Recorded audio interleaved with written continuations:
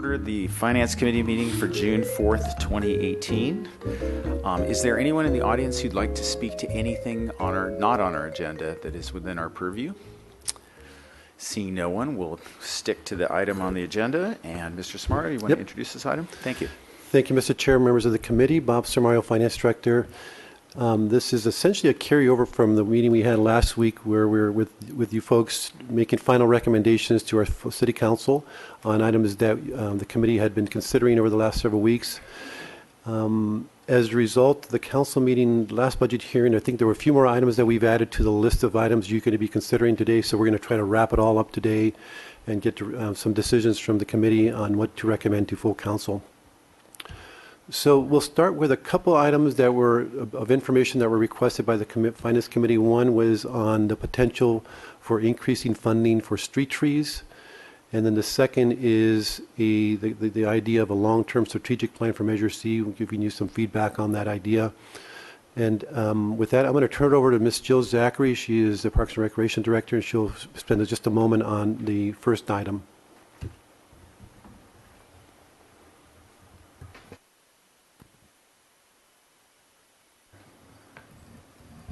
So for the Finance Committee's questions related to street tree planting, we took some time and met with Jim Dewey in the Public Works Department to look just at fiscal year 19 and the plans for street and sidewalk improvements, thinking that would be a way to begin a discussion. Based on the work effort that they have planned using Measure B funds, we determined there's an opportunity to plant up to 175 trees in street parkways, and that estimated cost to purchase the tree, make the soil-related improvements, install the tree, and then maintain the tree for a year because it does require watering. But we would use the gator bags that you're seeing increasingly throughout the city, about $95,000 a year, and that's based on our current contract costs that we currently have for tree planting and tree care.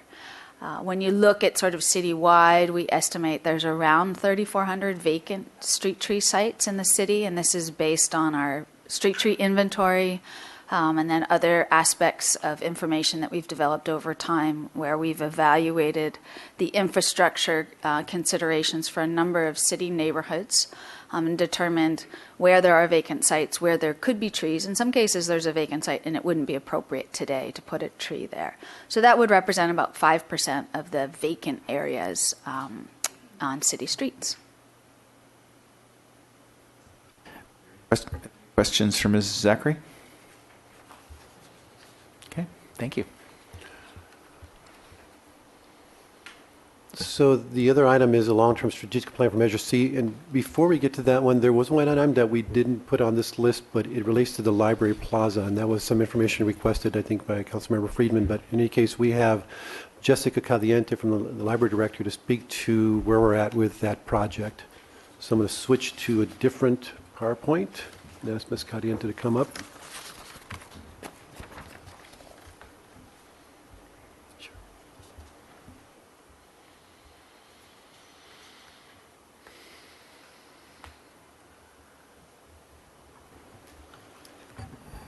Good afternoon, Chair Hart and council members. Jessica Caliente, Library Director. I'm here to expand upon the Plaza update.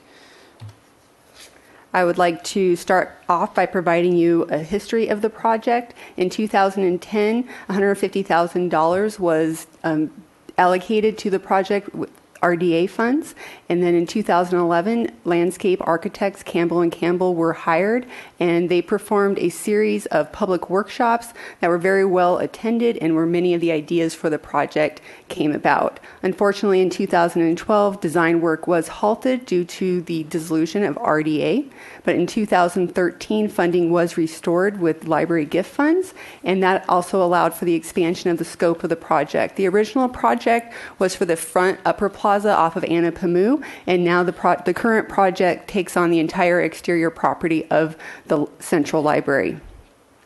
In 2014, the library received project design approval from HLC and went back several times in 2015 to discuss conditions, and then in November of 2015, HLC final approval was given to the project.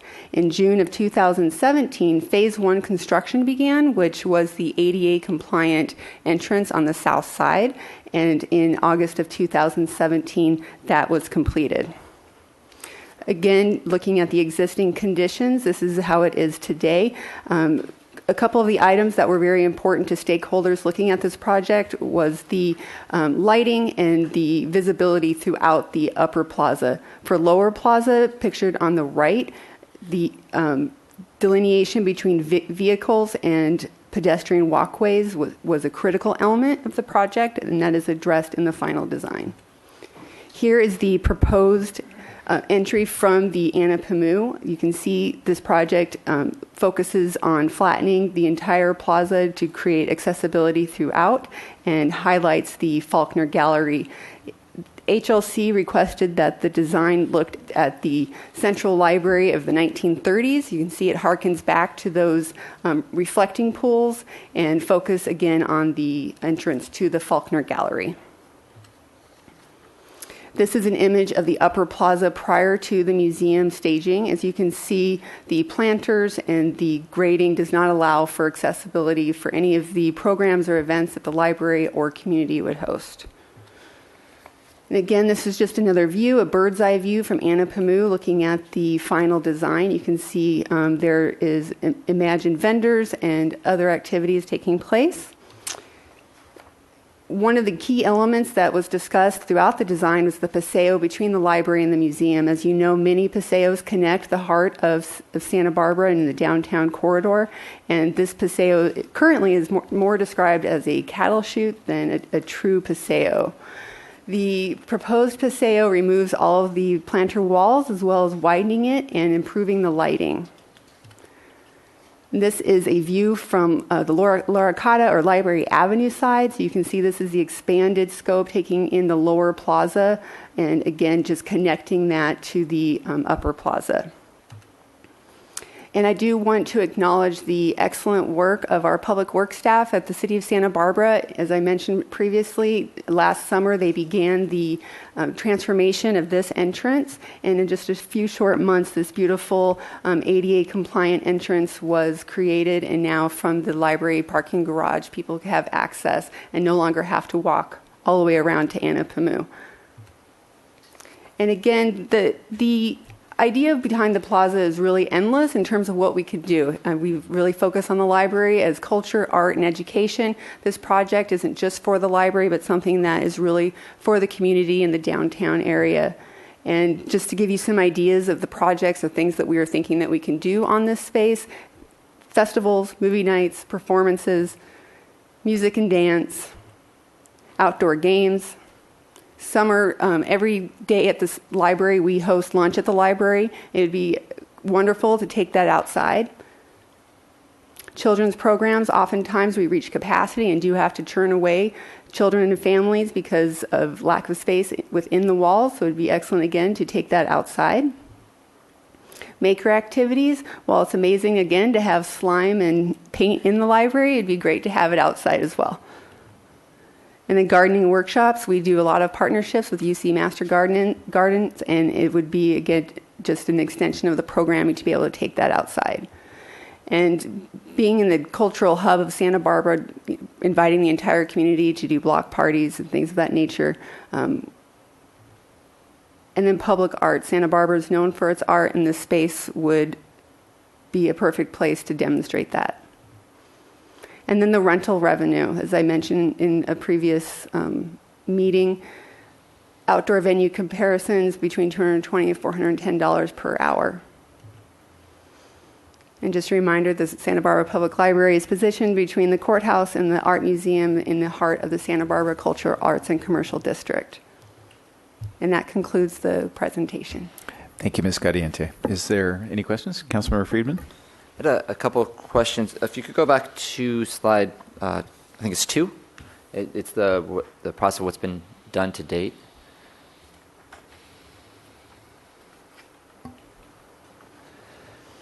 So all that work has already been done, but what remains to be done in terms of engineering and any permitting? What's the next steps for that? The next steps would be going to final design or the construction drawings. And then if you could go to slide 6. So I just want to clarify, you touched on it, but the utility of the plaza as it currently is, it does create some safety issues, especially if you're looking at, I guess, the bottom left of that corner where it's hard to see some activity that takes place there. So this project would not only benefit us in terms of having arts and culture in there, would also mitigate some of the illegal or activity that we don't want down there, correct? Councilmember Friedman, visibility was a unanimous highlight of the stakeholders, being able to see throughout the property for both safety and just being able to highlight the beauty of the building, both. And thank you. And then I had on slide 24, you mentioned the rental revenue, comparable to other areas. How often now do we? I know the museum in those issues, but prior to that, how often do we typically rent out the plaza, or how frequently? Councilmember Friedman, in my tenure, not frequently. So it is a missed opportunity there. If we were to go forward with the renovation, we could actually see some generation of revenue in that area. It is thought so, yes. Currently not being accessible to segments of the population limits the amount that you can use the upper plaza in particular. Thank you. Councilmember Dominguez? The parking lot next to, or the phase 1, did that impact the entry? Are we doing anything to that parking lot entry down the line, or is that going to stay how it is currently configured? Councilmember Dominguez, the ADA access entryway, are you speaking to from the parking garage to? From the driveway into the parking lot. And I'm sorry, I'm a little under the weather today, so if I need to repeat my questions for clarity, let me know.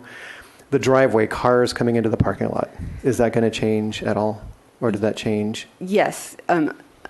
Right now it's in a temporary state, as we also are working with the museum on a transformer project, and so that project coupled with the library plaza will meet at the end in order to redo that entire area. So can you show us on a slide what that means exactly? Slide. Mr. Chair, while they search for that, I just want to chime in that I don't want people to get their hearts set on the reflecting pools. We believe that state law has been changed in response to the drought, so it may not be allowed. That's just one of the things we'll have to address in final design. But they're a beautiful visual component of the renderings we'll show you, and we might have to come up with something equally beautiful to replace them if they're not allowed. Thank you for that clarification. The other question I have, the rental revenue, have you guys studied the rental revenue for that part of downtown? I know the courthouse has several facilities that they rent out. Do you know what percentage occupancy they're experiencing? Councilmember Dominguez, we do not know their percentage of occupancy, just what they charge. But So we you can haven't definitely studied research it, that. so we're hoping that we'll get revenue, but it really seems like it's more for library use and for your programming than, or do you have a? Well, we could go back and look at that information.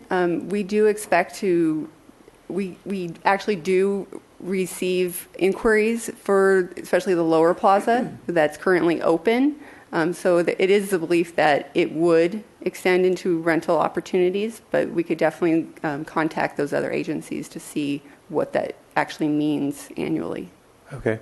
And you've received inquiries, but you said no one's used it. And I can understand why, walking by there. But it is something that I'd like to see, even just a back of the envelope calculation, how many times you'd want to rent it. If, again, only if you're using this rental revenue in our deliberations as something that's going to bring down the cost.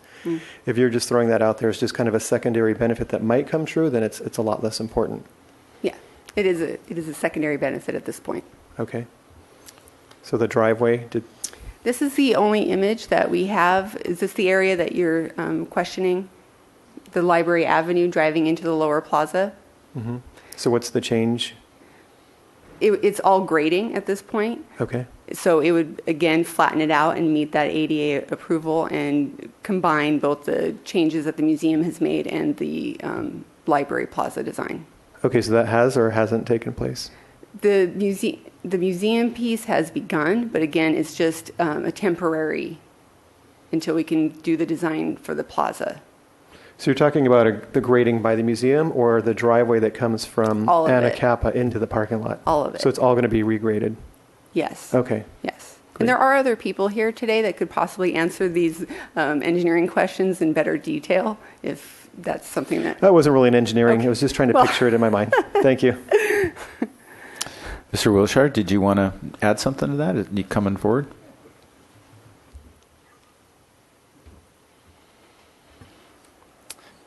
Hello, Councilmember Dominguez. To answer your question, Jessica pretty much had it spot on, but the project was done in phases, so that south entrance, the curb that you're looking at right there, that'll be a temporary curb, so that little kind of 10-foot stretch there is temporary. Library Avenue itself, the function of it will not change. It'll be regraded and still be the access to the parking garage. There will be a new rolled curb or some sort of transition that'll allow delivery vehicles back into that lower plaza, so it'll serve a similar function, but it will be cleaned up and all the grades will meet code. Any other questions for Ms. Cadiente? Okay, thank you. Appreciate that, Mr. Wilshire.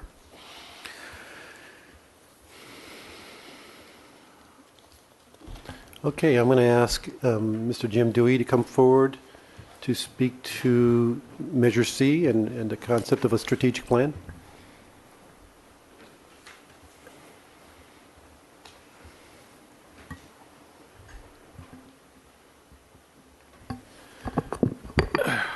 Good afternoon, committee members. I'm Jim Dewey, the Streets Operations and Infrastructure Manager. At the last Finance Committee meeting, we talked a little bit about having a long-term plan as far as the streets infrastructure was concerned. And so I put together a couple of slides that talks about different funding levels that we need in order to meet our goals in terms of the pavement condition index, which is we're trying to reach a pavement condition index, a PCI of 70. Right now we're at 58. And one element that is affecting our funding right now, of course, is the SB1, the additional gas tax. Of course, there's a ballot initiative coming up in November to repeal SB1. And basically what that means to us is that we would lose about $2 million plus a year in funding for streets infrastructure. So we'll have to see how that turns out in November, but that will affect our timelines as far as our plans are concerned of reaching our PCI of 70.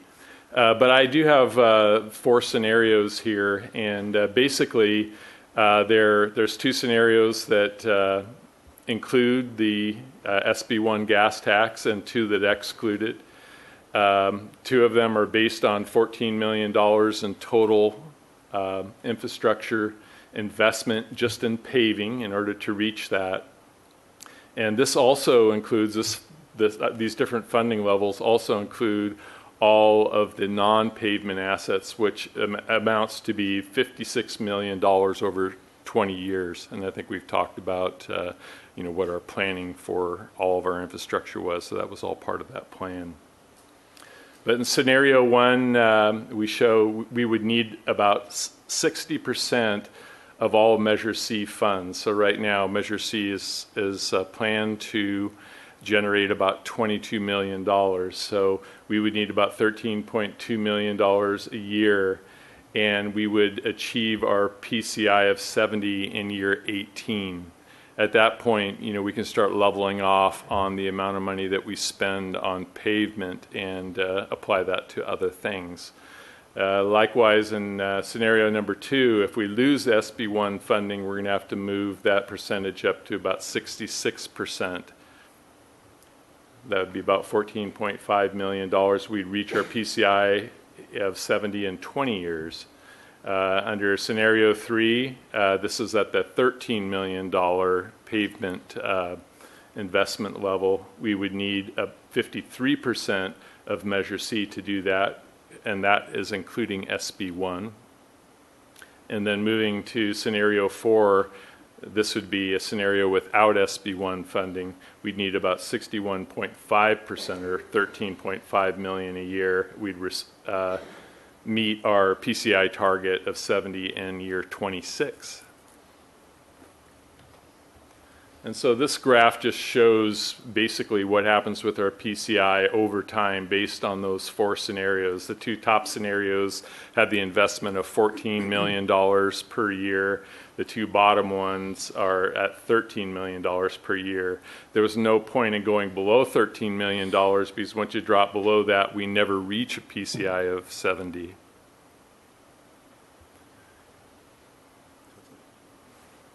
And are there any questions? Are there any questions? No, this is really helpful. It shows you how important it is to maintain that level of investment. And just to add to this, when we talk about the police building in 5 years and bonding for that, we don't know what it's going to cost, but the original estimates or the last estimates were around $8 million per year debt service. So if you look at the $14 million pavement investment, the balance of our $22 million estimated revenues would go toward paying off the bonds. We have a little bit of our opportunity to the first 5 years before we get there, but that's kind of order of magnitude what we're looking at. It also demonstrates how critically important the retention of the state gas tax is to all the plans and how they fit together, and voters should be very aware of that, the importance of that decision to the city. Councilmember Dominguez? Couple questions. So the 70, I'm trying to remember how we arrived on the 70 as a goal. Can you refresh our memory? The 70 PCI is once you get above the at-risk category. So on average, all of our streets will be in good condition. So there's a point where, the breakover point is like at 68 PCI, and then above that you start getting into a good category. So historically, we've been able to maintain the streets, this was many years ago, in a category above 70, and it's just a good sound practice to do that. So that's really considered a minimum. And I'm just trying to put this chart into context. If we have the money, we want to at least keep it at 70. So what would be any pros or cons to going to 72? The pros to going above that is that as we maintain our streets in better condition, we can see some cost savings in doing that. We put a little bit money up front, more money up front, but our ongoing maintenance costs decrease the better the condition, overall condition of our streets are. But there is a point of diminishing returns too as you get too high. Committee members, Rebecca Bjork, Public Works Director. I just wanted to mention too, the 70 is actually the goal or the standard set in our CAFR, our budget document for the condition that we are trying to maintain our streets in. And as Mr. Dewey said, it helps us to manage costs appropriately because as you go below that, it gets much more expensive to repair streets. And at what point in time do we put that number to the CAFR? That's something we've done a number of years ago, and we set that as sort of our target, and we have to essentially report when we start falling below that, so it's really a disclosure issue for us. So is there a cycle that cities would revisit this goal? No. Or any triggers? No, there aren't. Okay. So it strikes me this is pretty conservative then. So I just want to make that kind of the general context to this. This is a very conservative, very cheap plan because we're just getting up to the bare minimum to avoid these extra costs of having to go back and do more extreme road work. Is that framing it accurately? I would say that 70 PCI is a standard practice. And does the scale go up to 80 or does it go up to 100? It goes to 100, and so a newly paved street. So for instance, the Shoreline Drive, after we finished paving that, before it started getting cuts into it, was at 100. Mm-hmm. But 70 is in a good, somewhere, 70, 75, it's really return on investment. We can do some of the cheaper, more production work on keeping those streets in good condition for less money and keep it high so that it doesn't dive down. As we start to see it go below that, then you're starting to get into the underlying street structure, and that makes the projects much more expensive. So it's not only how it affects the drive and how they look. And I do want to say that poor condition streets not only cost the city money, they cost motorists money because it causes wear and tear on cars. And so trying to keep them in good condition for that reason as well is important. Right. So the next question is, we had talked about which streets and the order and the prioritization. Is there any information forthcoming to that series of questions? Not today, but I have prepared several maps that show our short-term plan and also our long-term plan. I can get those to you. And the report, I believe you said you use a software system and there's a report. Is that part of the maps or is that something separate? It is not. The report is a modeling system, so it doesn't necessarily tell you or indicate exactly what streets that you're going to be working on, but rather the categories of streets and the treatment that they need. And from that, we do a lot of, we have to choose which streets and try to coordinate that with all the utility work that's happening in the right-of-way. Could we see a sample of reports that system generates, please? Sure. Great. Thank you. Councilmember Friedman? Just a couple follow-up questions related to the chart in slide 5. Measure C is projected to raise, was it 22 million a year? And it was mentioned that we can't fall below 13 million a year funding to get up to, we'll never get to 70 unless we do 13 million. So my question is, in terms of the projections for Measure C, does that take into account the current economic conditions? And if there should be, if there should be a recession in the future, and then also we're dealing with, as we're going to be discussing in the council later, the issue of tourism coming into town, sales tax, and all those issues, and it looks like our numbers have been off. So how do we account for those type of numbers within this chart? Committee members, $22 million was our estimate when we put together the recommended budget for next year only. It's a one-year estimate. It's going to change every year. Hopefully it'll grow every year, but it doesn't reflect any recession that might hit us in the future for sure. Yeah, we're seeing some impacts now, but it's not, I don't think it's going to change those numbers too much. I think $22 million as a working number for now is something we can use. Next year we'll update those numbers. And then Committee Member Friedman, the other moving part then is then on the expense part, and that's going to cycle up and down based upon the economic cycle. When you're in a competitive bidding climate, it's more expensive. But if you do hit a recession, we still have Measure C in place that a lot of communities don't, and so you might find an extremely favorable bidding climate at that time. And then also materials cost will fluctuate. There's just a lot of different moving pieces. Any other questions for the Public Works folks? Okay, thank you very much. Mr. Samario? So I'm going to go through the other items that are sort of outstanding, but first bring up some of the things that the committee we think already have supported or has supported. So that we went through the general fund revenue assumptions, the staff recommended adjustments. There were only 2 where we adjusted where the energy study was going to be accounted for and funded. And we wanted to remove 1 project in the streets fund that was completed this year, and so we don't need it next year. We went through a number of proposed fee adjustments, both the general fund and enterprise funds. I wanted to just point out that one of those was sort of newly brought to the Finance Committee. We had proposed an impound fee for scooters of $100. The committee thought $500 would be more appropriate. We're going to bring back more information on June 19th. We're going to have an item for council. We're going to talk about scooters and this fee in more detail, so I think we can hold off on that item for now. And then within the proposed fees adjustments, there was a proposal to increase fees in planning and building to fund additional positions. So you heard that, and that I believe we got support for that. So these are the additional items beyond what we think we've already heard on. These are where we're looking for specific recommendations from the committee. The first, and I'll go through them individually quickly, and there are staff here who can speak to them in more detail if you like. So the city attorney, you'll hear more today in their presentation, but there is a request for 2 positions, a deputy city attorney and a legal secretary too. And this is really in response to the need for additional support for community development. You heard at their presentation that the request for another 1.5 positions as project planners in response to major workload projects that they're working on, and this is to support them through those efforts.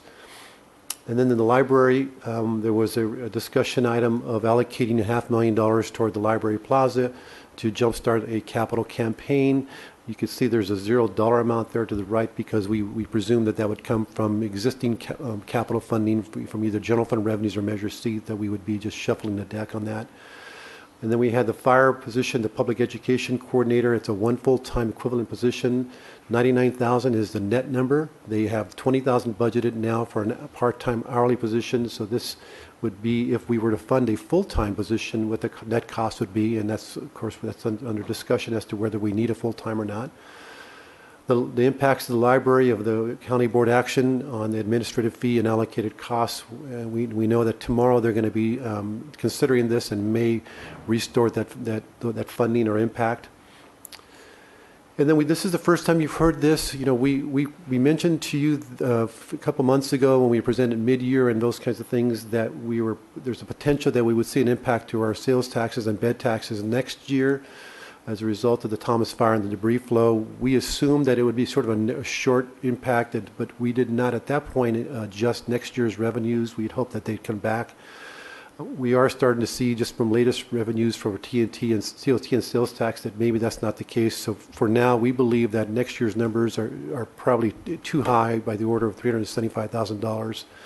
We think we probably should be lowering that and then funding that out of reserves. So that'll be something we'll be asking the committee to support for council approval. But it would be coming out of the economic contingency. We mentioned that would be a possibility. That's what those reserves are for. It just kind of creates a structural problem next for 2020, but we think it's the right thing to do. Too late to be making adjustments to the budget for that, but to adjust the revenues down by that amount, I think is appropriate, again, from reserves. And then there was a request for an economic development strategic plan. Our estimate of that, best guess estimate of that would be $50,000, a one-time item.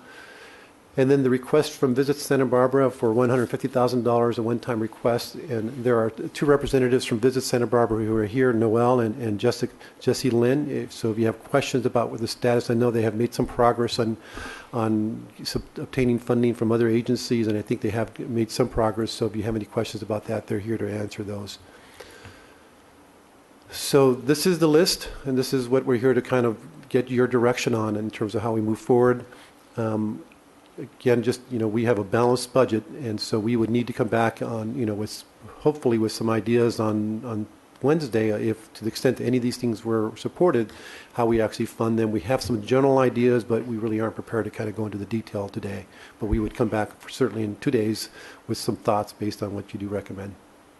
Okay. Thank you for the presentation. We have 2 speaker slips. Actually, are there any other questions for folks while we're at this point? No? Okay. Milt Hess, followed by Ann Howard, and I think we have one more speaker slip coming up too, which is Joan Young. Mr. Hess, thanks for coming. Thank you, Chair Hart. Oops, let me just get your microphone on. Just 1 second. There we go. Now you're on business. Okay. Thank you, Council Members Dominguez and Friedman. Good afternoon. My name is Milt Hess, and I'm here today in my role as Vice Chair of the City's Library Board. When I became a member of the Library Board 5.5 years ago, the design of the renewed plaza was already well underway. I remember that we did not know where the money was going to come from to complete the project, but we were enthusiastic about the design. There was a vision.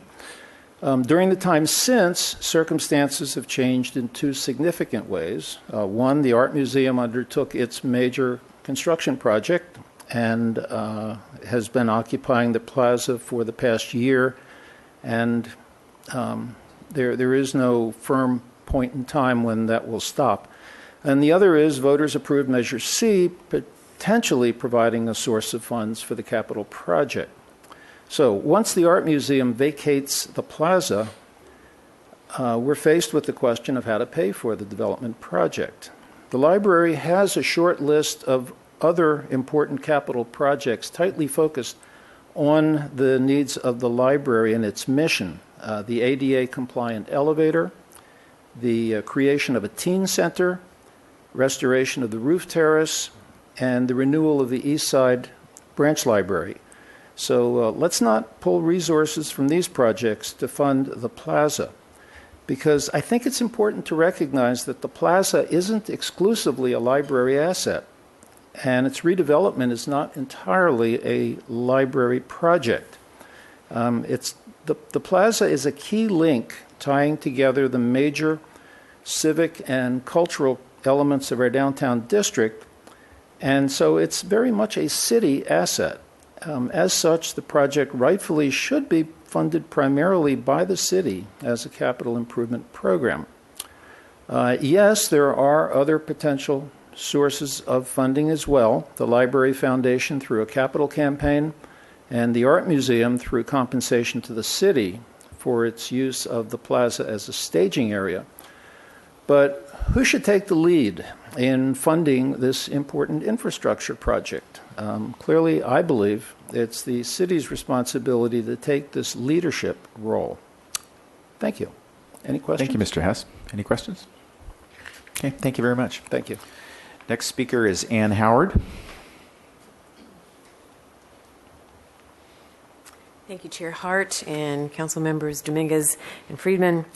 You heard from me a few days ago about the library, about the plaza. We've all seen the benefits of the plaza here from Director Caliente's presentation.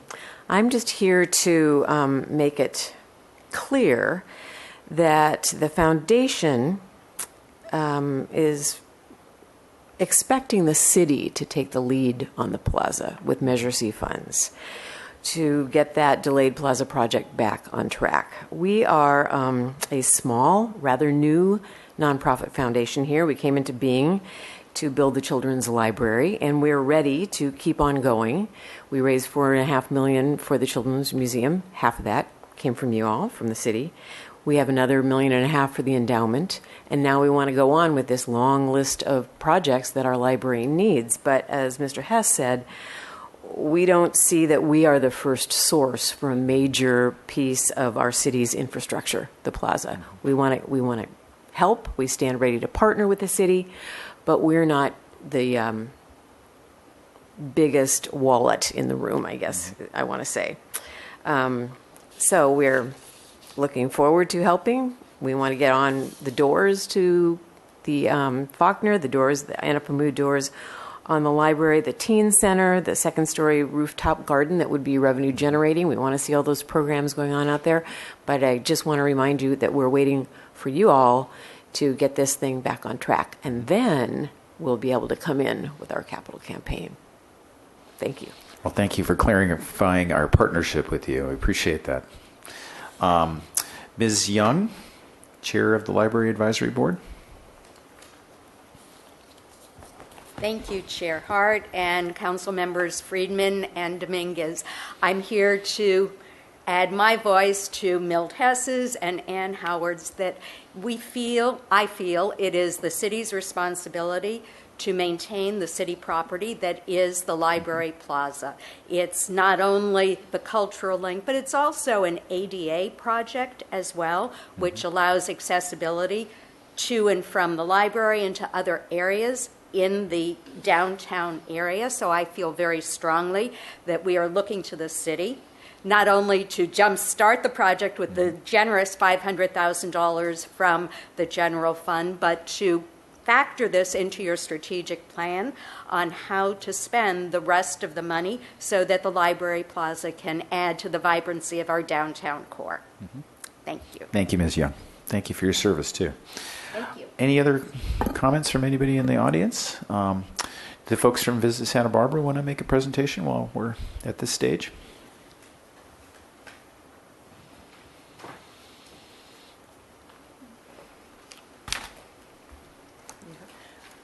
So Kathy was here, I think, last week, and she gave you the full presentation. We just wanted to follow up with what we've received to date. We have commitments from the Valley and then also City of Goleta for funding about $20,000 towards the proposal.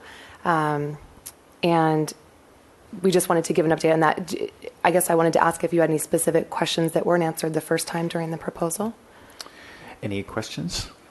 I did have a question. Is there any way, and this is, just off the top of your head, so I don't know that you're going to have this, or maybe our staff can help, understand, TOT revenue generation by jurisdiction? Say the city of Carpinteria versus the city of Santa Barbara, the unincorporated South Coast County, City of Goleta, and I guess now we're also talking about the San Ynez Valley, to get a sense of proportion of the benefit of, the work that you're doing by jurisdiction, so that we might imagine, a proportional share of this $150,000 ask.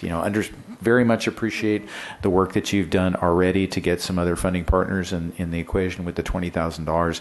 It would just help me to understand, is that the per TOT revenue generated per capita contribution that they're making? Are they being more generous or less? And, that would, I don't know if you have that. I don't have that. I don't know if you can speak to that, Jesse Lynn.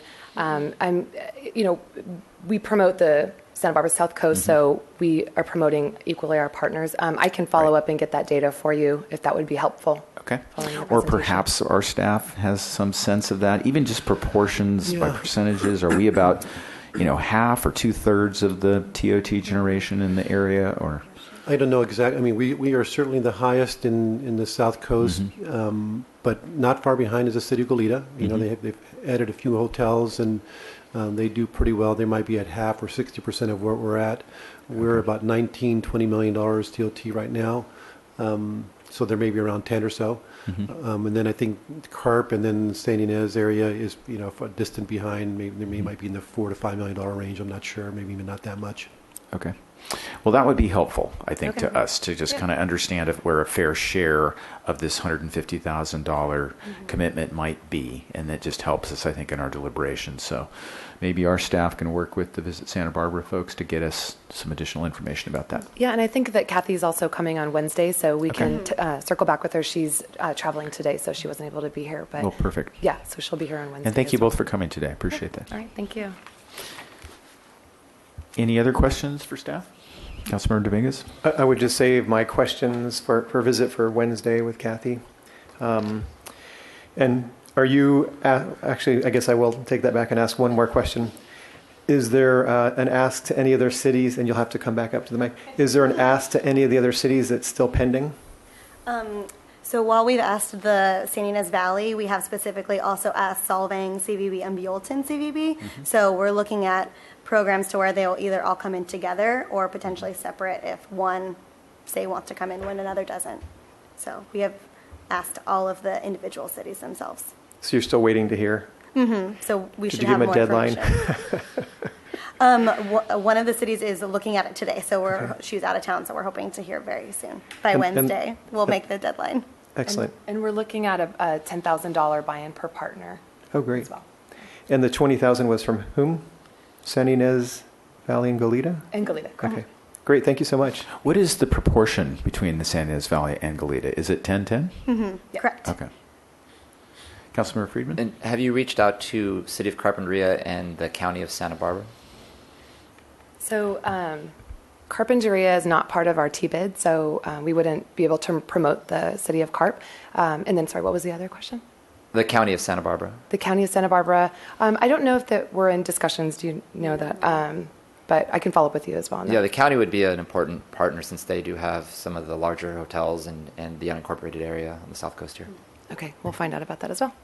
And then could you explain more about how Carpenter is not in the T-bid? They chose not to be part of this. So the private sector industry made that decision, or the city council in Carpinteria? I think it was the city council, and that's been actually for a few years now. They initially were part of it, and then they chose to pull out of the T-bid. So we haven't been able to include them for several years now.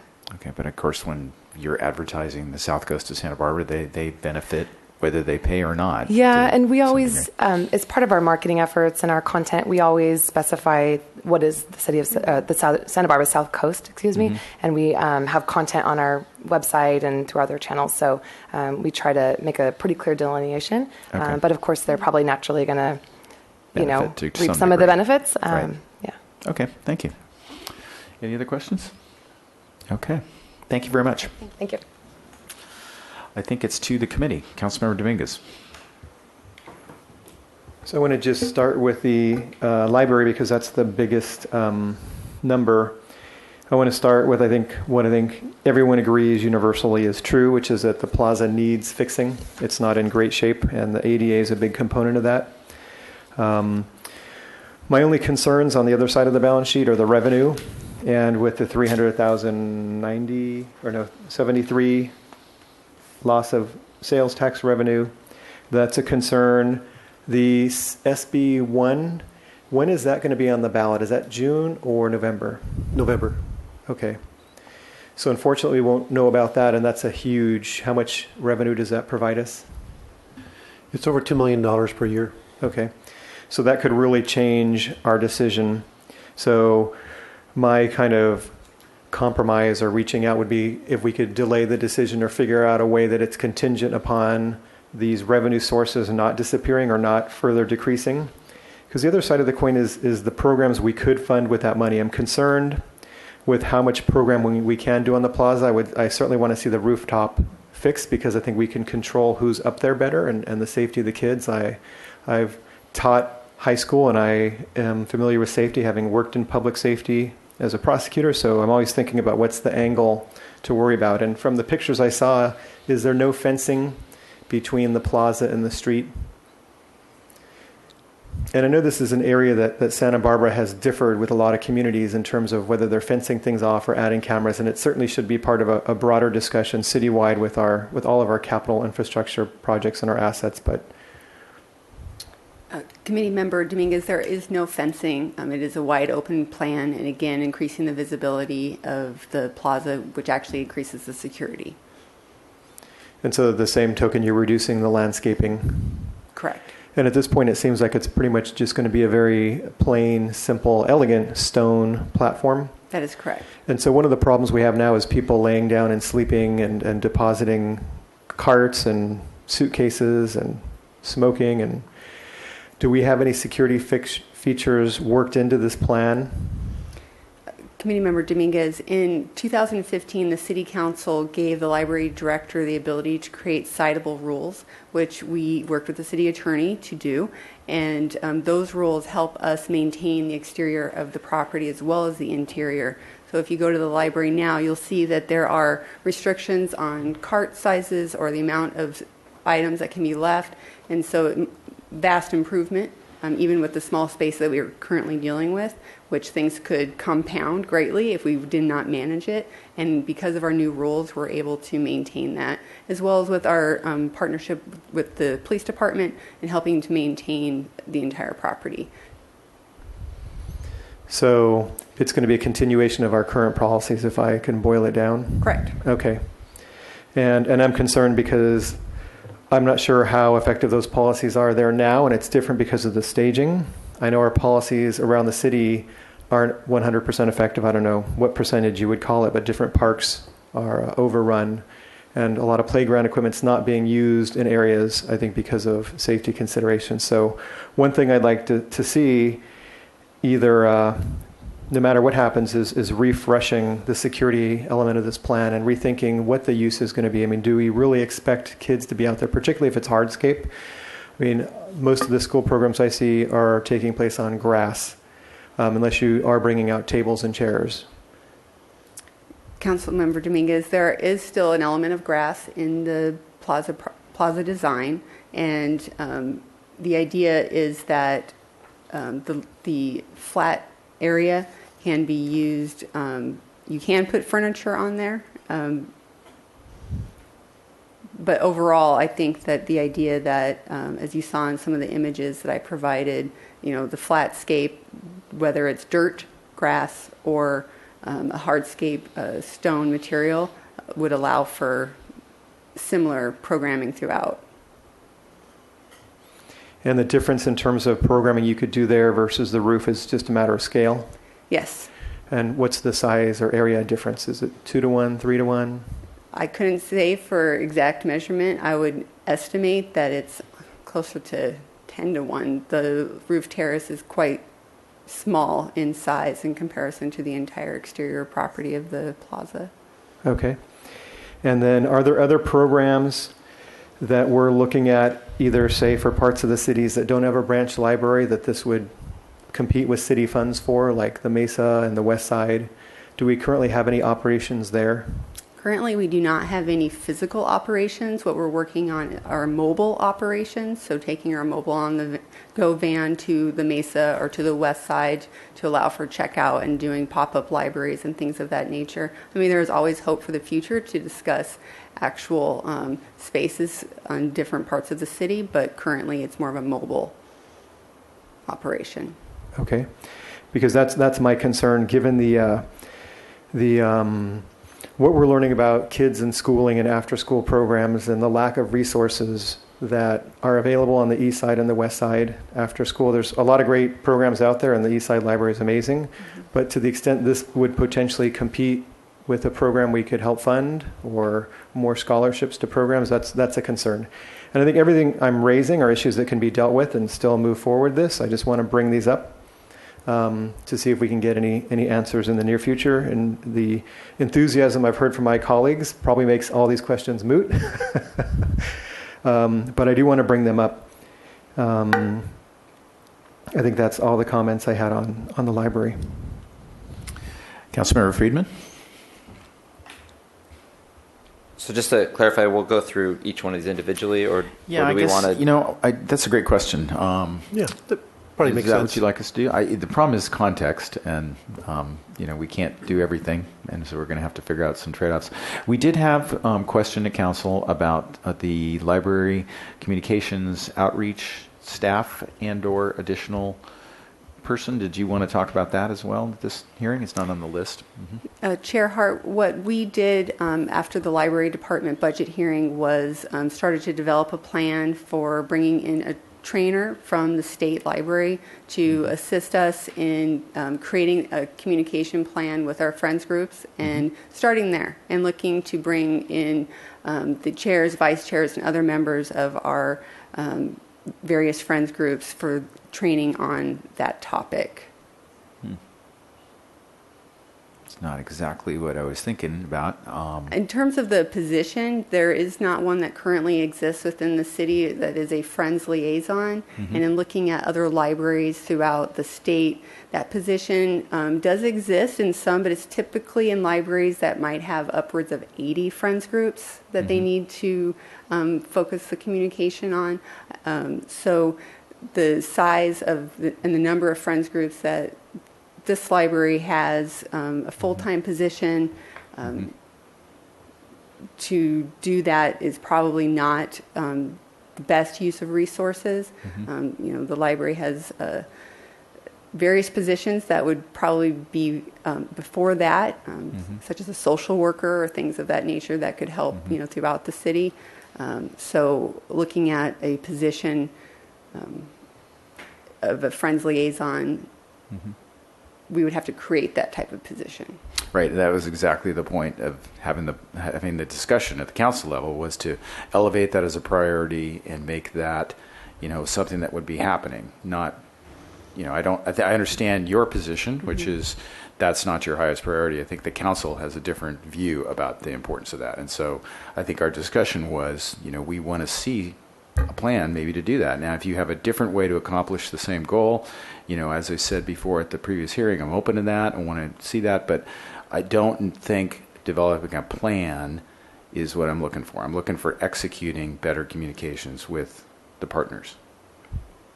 And that can be a reallocation of existing staff. That can be a reprioritization of the need to do that.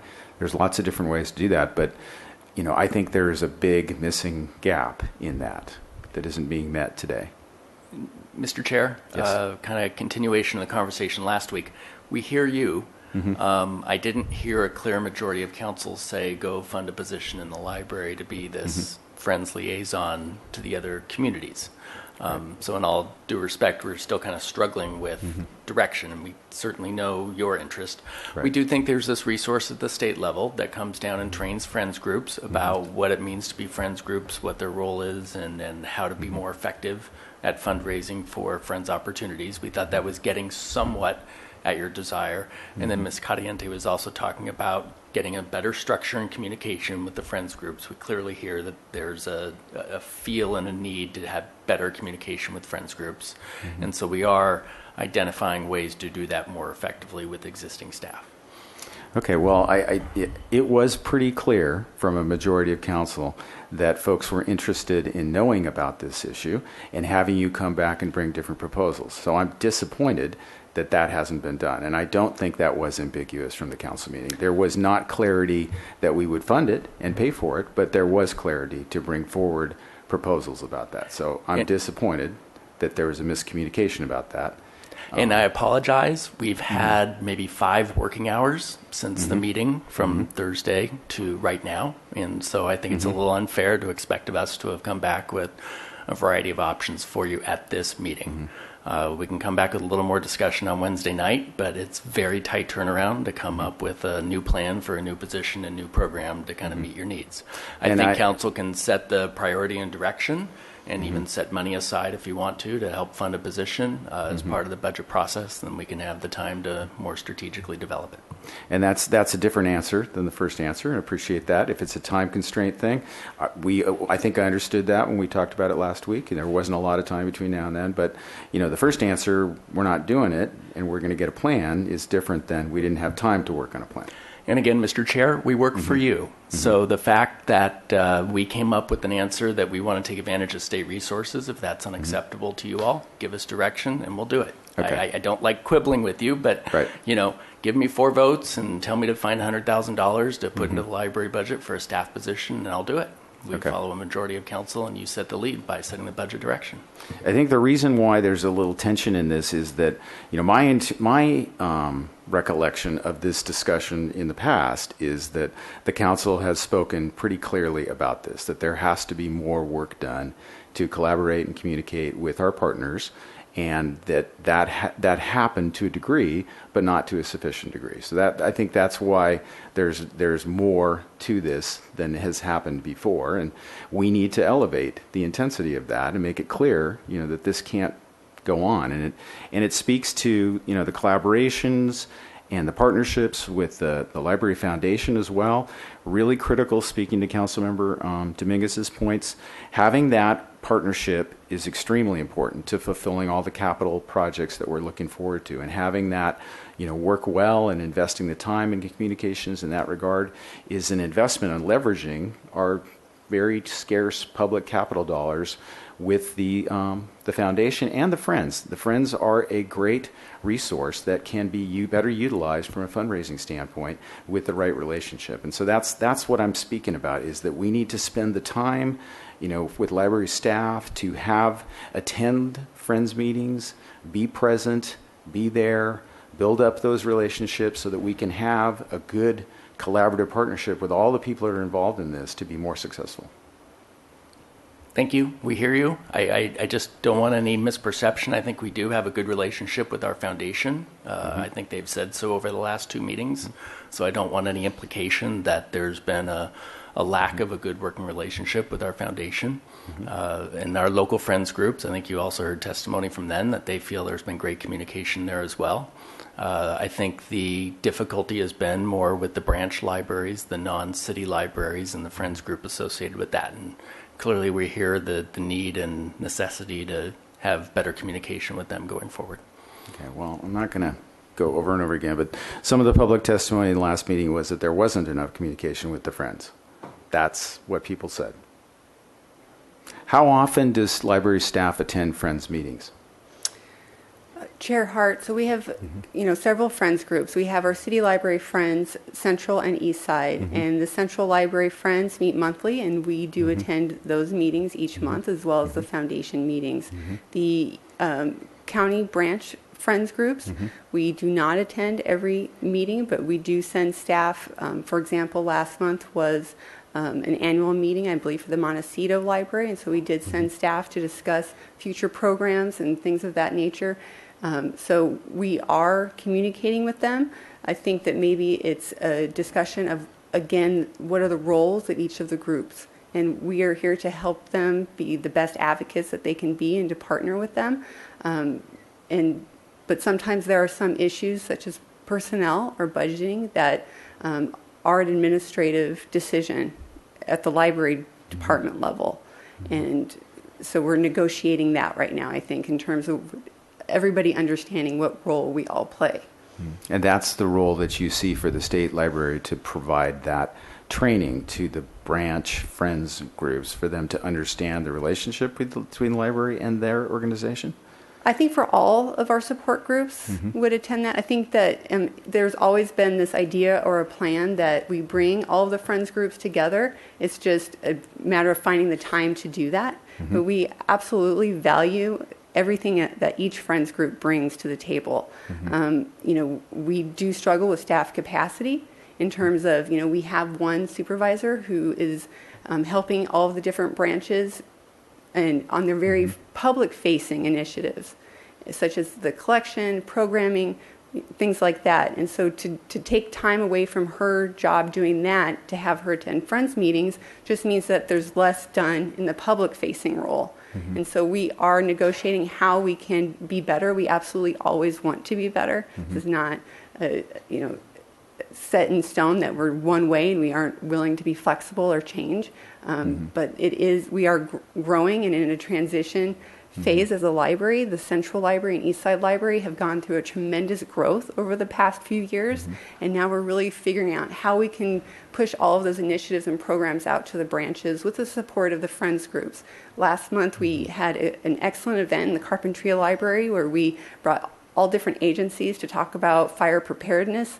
So we're doing a lot of excellent work at the community level at these branches. Now we just need to bring the Friends groups in. And at the Carpinteria event, the Friends groups were a partner with that. And so I do think that we are going in the right direction. It just might take more time than some people want, but we're committed to making every library that we manage as excellent as they can be, and that means having a good relationship with our friends groups. Well, that's good. That's exactly the goal, and that's the purpose of having this discussion, is to get to that place as fast as possible. Because I think we've had trouble with our financing partners because there hasn't been as good a communication with the friends as would be ideal. And I understand it's a zero-sum game, and you only have so much staff to allocate to that task. But to me, that has added to the complexity politically of getting the partnerships to be understanding of the financial needs. And so to me, that's sort of step one. If you don't have that communication, you don't have that partnership that's solid, that understands the numbers and believes in the numbers, then you have a much harder time getting to the finish line together. And that, I understand that you're working really hard to expand programs and things, but at the same time, when that is not managed and that isn't attended to as well as it could, then we have other things we have to deal with that are consequential and significant. And that's the point of me bringing this up. That's the reason to put this on the table, to say, if you can't do it with the existing staff, then we need to look harder at providing you with the resources to do that. So I'm trusting that you're, and nobody else is talking, so I'll stop talking and let my colleagues add into this conversation. But, I personally feel very strongly about this, and maybe I should let my colleagues talk to see if they agree, and we can stop talking about it if it's just me. Member Dominguez. For this year, the library has been the gift that keeps us talking. A little bit of like library gate. So it's hard to address these issues that come up one time in a century with kind of a best practices approach. I think I was in lockstep with Mr. Hart. The one thing that gives me pause today is seeing these revenue numbers, and you could hear me wearing my fiscal conservative hat talking about the $500,000. So anything where we're going to have to spend money, I do really appreciate the fact that you came with a revenue neutral idea. I don't appreciate the fact that it doesn't mean another person.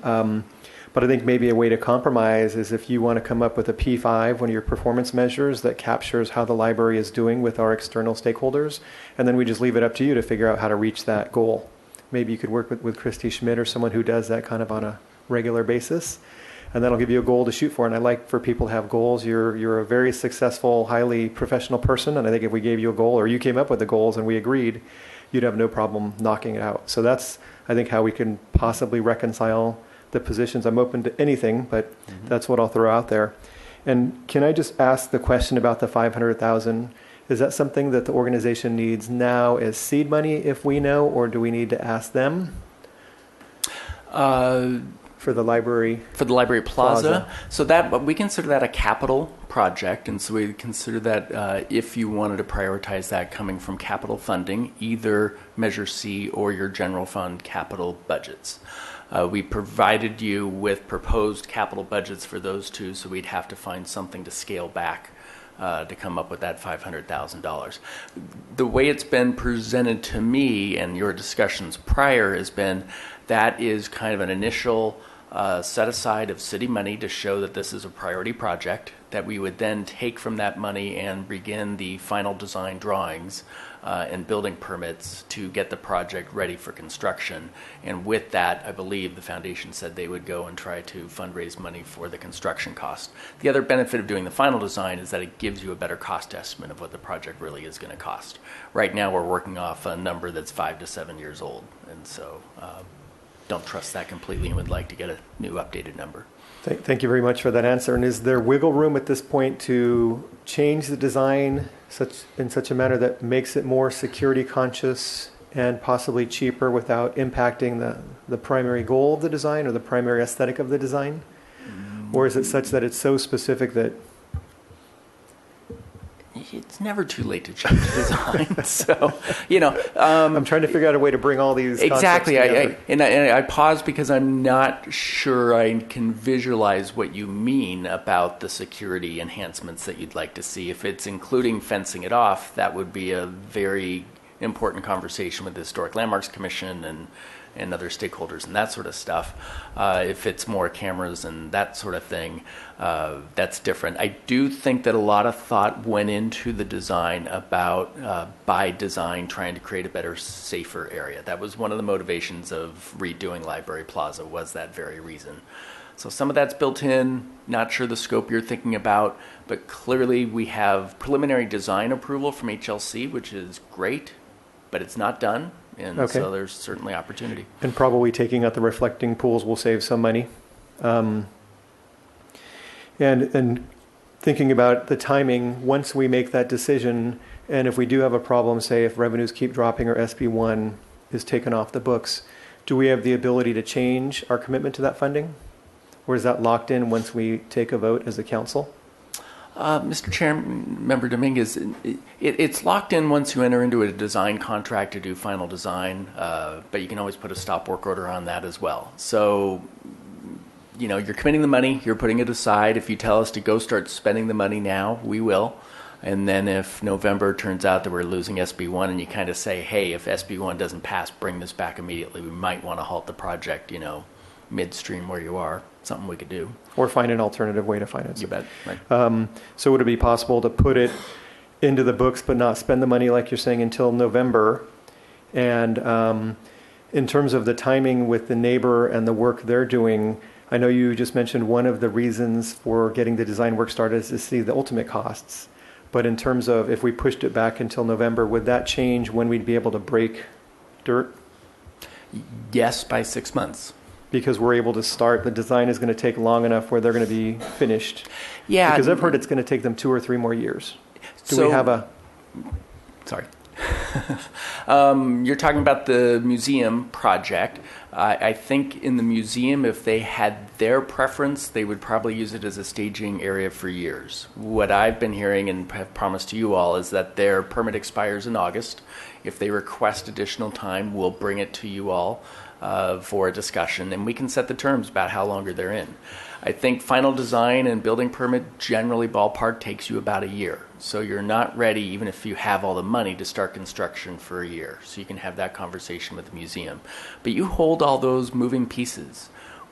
Do you want to set the money aside? Well, and that's my worry about this timing is we haven't evolved those discussions further enough this week to we're really looking at a crystal ball that isn't super accurate. And this is the problem with dealing with these requests at the last minute. It's a super valid request, but we don't have the time to have those conversations, because if we do stop them from staging, what does that mean to their construction?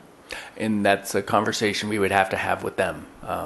They would have to find another area to do the staging that they're doing currently on Library Plaza if we're ready to start construction. So another parking lot down the street, or the street itself, or what are legitimate options that people like them have done in the past? I haven't looked at that. I don't know if Mr. Wilshire is still here, if he has any thoughts about what they would look at. You know, they're essentially a private construction Right. firm, so they'd have to figure out and what that they would construction do. is having a very heavy impact on the businesses on that street. So if we do something that's going to make it worse and take longer and impact more businesses, that's something that I want to have as part of this discussion, whether we need to proceed with all due haste. Yeah, Committee Member Dominguez, Mike Wilshire, Facilities and Energy Manager. I came up here to not say all that much, but it's a downtown construction project. It would be disruptive. Them having the plaza right next door is great, but they would have to figure that out. There would be options for staging Library Plaza construction and the museum construction. It would inevitably add cost to the library construction project for logistics, but there are downtown construction projects and they make it work, so they would have to find somewhere relatively nearby or work logistically with the Library Plaza to kind of do it in stages. But it would end up extending the aggravation or moving it to a new set of aggrieved parties. The La Arcada would probably be happy, and the stores across the street would be happy, but it would create a whole new set of people who are impacted. Inevitably, it'd be nice to talk to the museum and see exactly what stage they're at in their construction project, to see what kind of materials or how big that staging area is going to be overlapping with the plaza project, because then you get a better handle on size constraints that they have. Is there a way to facilitate that conversation this week? I know you've been in communication, and I know it's not always easy. I think it's unrealistic to think that we'll get a good answer out of them by Wednesday at 6 p.m. I could probably call and get an answer. You can. You know, we've had conversations with them. We're trying to be good neighbors and try to help facilitate their project. It's a large, privately funded project in the heart of downtown, which is great. I just always want to remind us of that fact, that it's good that the Art Museum is investing, $50 million plus into their property. That's good for the city.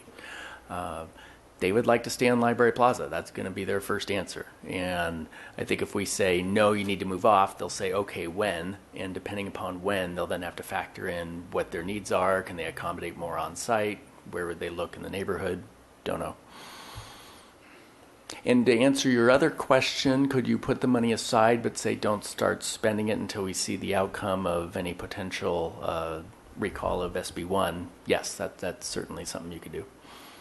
And the other thing I was going to mention about that is just the optics of the situation. It seems like this library conversation since last summer, there's been a lot of underlying themes that I don't want to regurgitate those here, but spending $500,000 this week on this type of project is probably not the best optics, and or hiring another person to go do PR is going to probably have a lot of people say, see, I told you so, and that's it.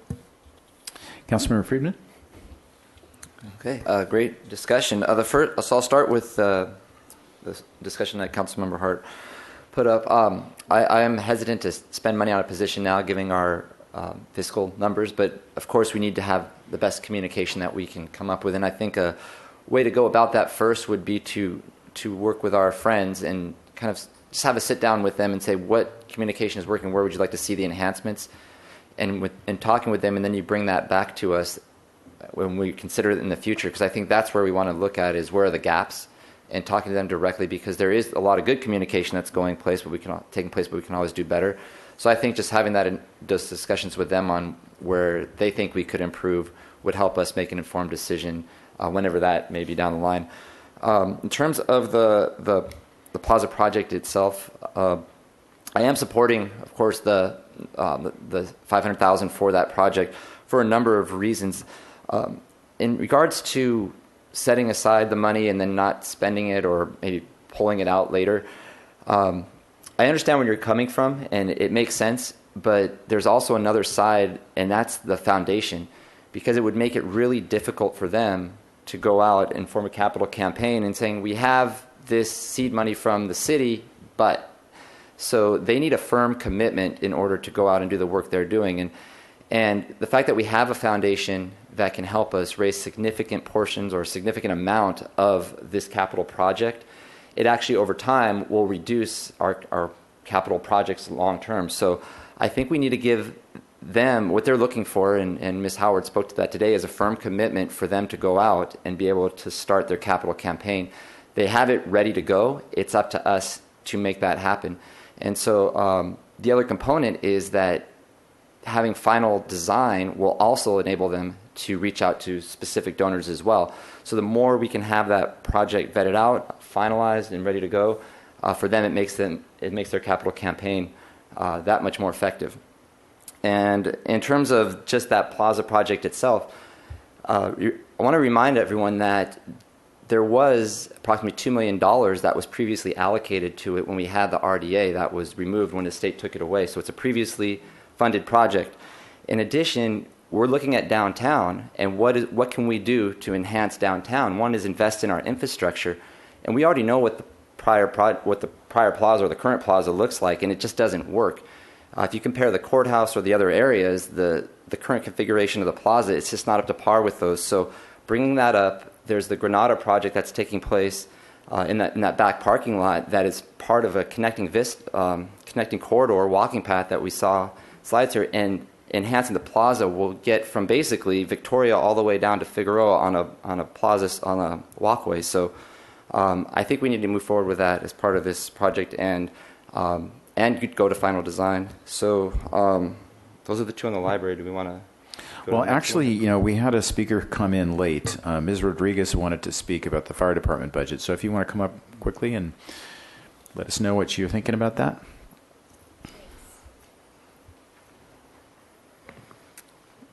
Thanks for your time and consideration. I wanted to share with you, which I hope that you're aware of already, Monique Limon, our assembly member, her bill was passed in the assembly last week. It's Bill 1877, which requires natural disaster-related emergency information to be made available in the most commonly spoken language other than English. So that demonstrates that it was recognized the lack of communication for the Spanish language community. This was a direct result of the Thomas Fire and Montecito debris flow. And I tagged some of you on Facebook, so thank you, Councilmember Dominguez, for following up on that. There was a request for folks who were affected to go to a link and fill out information provided by the National Weather Department or something like that, but it was only in English. So it was going to leave out a huge amount of people who speak Spanish only that were directly affected by this emergency situation, and they were not going to get their feedback. Councilmember Dominguez followed up on my request for Spanish access, and the weather department apparently was able to provide that in Spanish. However, the fire department didn't put out a notice in Spanish. They didn't say in Spanish the same information that was delivered in English. So the thought that we can still continue to use in-house resources to fund or to make up the difference, it's proving it's not working. So we need to have simultaneous information in both English and Spanish. It's not impossible. The Santa Barbara School Board or School District does it and does it well. And it just seems like the right thing to do. Thank you. Thank you. All right, so where time is short, and just looking at that list, so we have a presentation later this afternoon from the city attorney. Is there a way to fund that? Is that?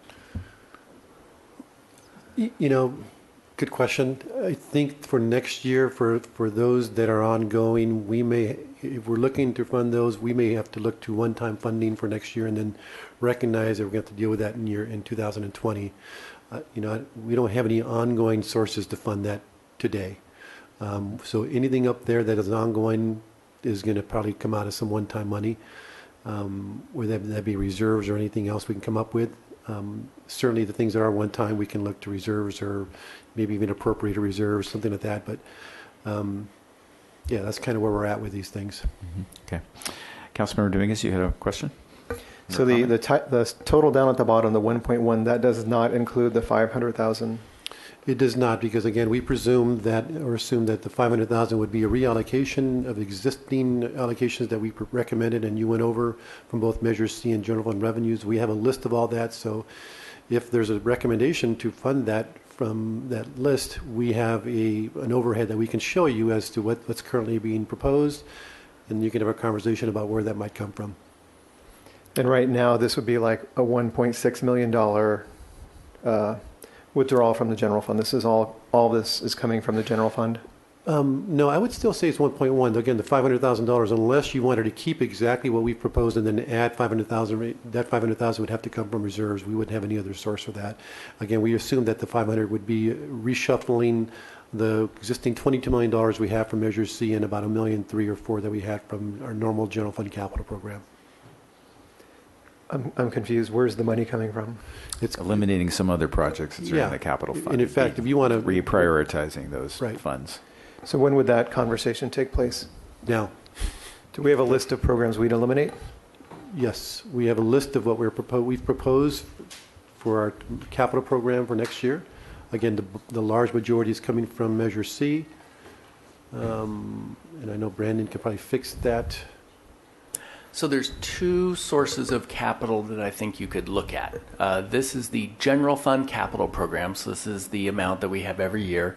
And you can see in the recommended budget is at about $1.9 million of general fund capital. And you can see the project descriptions down the middle column. So you could look for $500,000 out of there to say we're going to defer one of those projects and instead prioritize Library Plaza for final design. Or you could go to the other sheet, which is the Measure C sheet, and find $500,000 and reprioritize Library Plaza to be a higher priority than some portion of that for $500,000. That's our recommendation.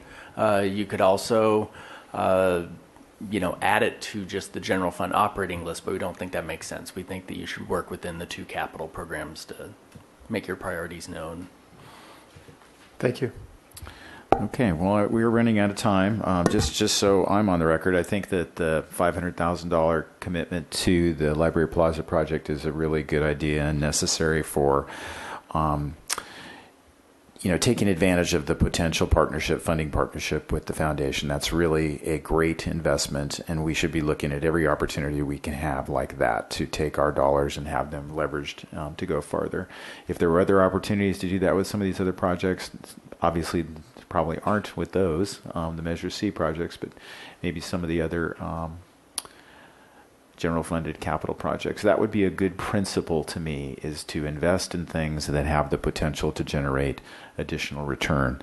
But I don't honestly know how we're going to put all this together when we don't know enough about all the other pieces of the puzzle. For example, the city attorney's budget request. Councilmember Friedman? I was going to recommend if we can possibly, especially the ongoing, since there's a long-term fiscal impact to that, would be to look at just the one-time projects.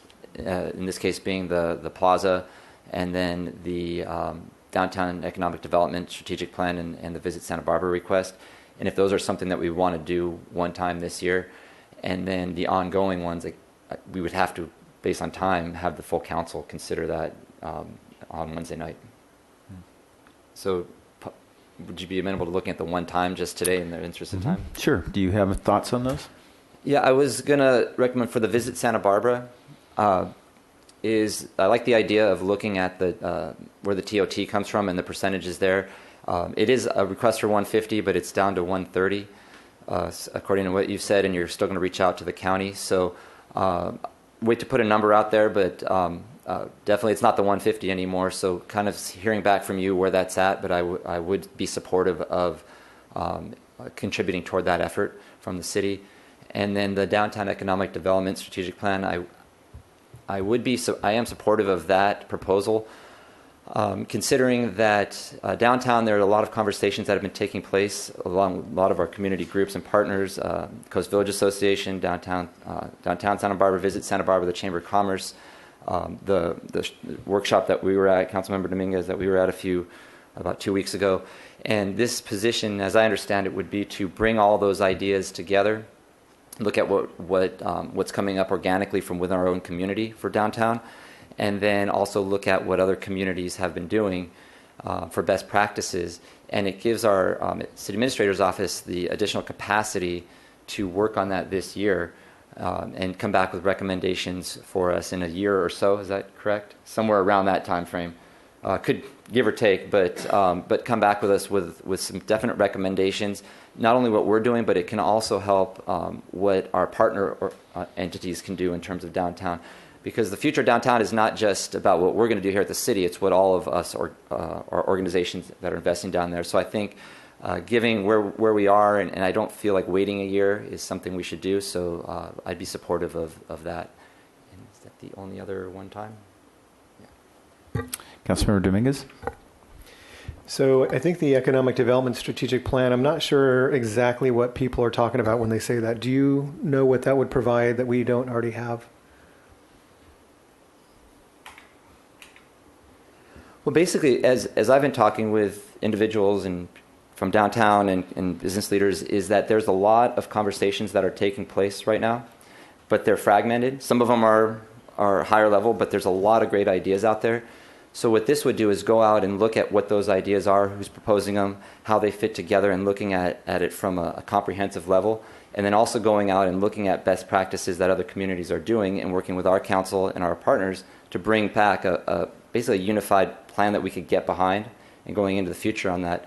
So that's what it's looking at, and Mr. Casey could, if you want to elaborate on it, but that's what it is. And the other component of it is the city administrator's office has only a certain number of capacity for projects, not just this, but all the projects that are taking place within his office that we're asking him to look at. We just looked at libraries, and so this would be somebody who could specifically focus on economic future of downtown to give that extra capacity to work with. So that's what it is. So, and thank you for that explanation. I'm concerned that we don't have a concrete vision what this is going to provide. I'm concerned this is just for downtown, and we have several business zones in our city: Coast Village Road, Milpas, Delavina, Upper State Street, Middle State Street. So I think we're throwing money at a problem without a clear vision where this goes. The downtown organization paid for a retail study, and there's a list of concrete suggestions that no one has started acting on. So I think buying a plan for $50,000 that's going to sit on the shelf next to a plan we already have is, particularly given our budget situation, doesn't make a lot of sense. I'm open to something if later on we get a really strong business case for it, but right now I just don't see that business case. I agree with you on Visit Santa Barbara. And the public education coordinator, is that person going to be serving more departments and they're just based in fire, or is that fire only?